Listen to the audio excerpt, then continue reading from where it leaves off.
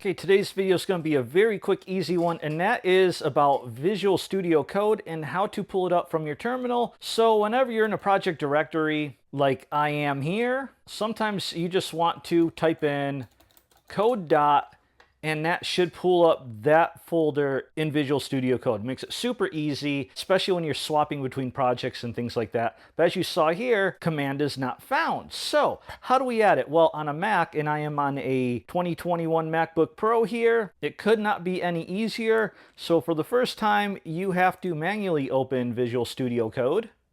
All right, then once you got that open, just hit Command-Shift-P. Obviously, you cannot see what I'm typing, but just know it's Command, Shift, and P all at the same time. And that'll pull up this command palette.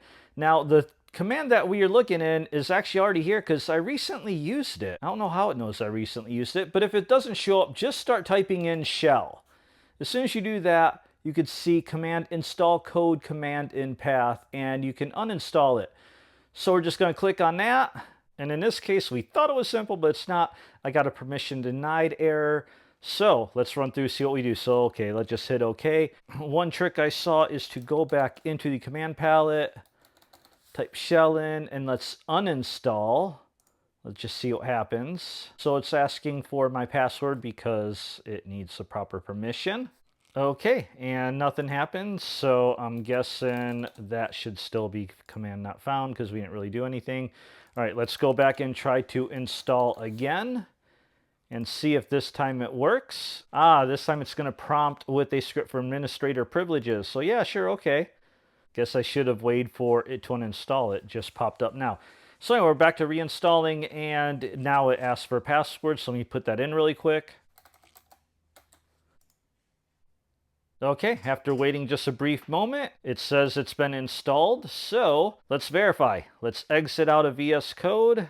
Let's completely quit the application so it's not open whatsoever. Okay, code is completely shut down, so let's try it now.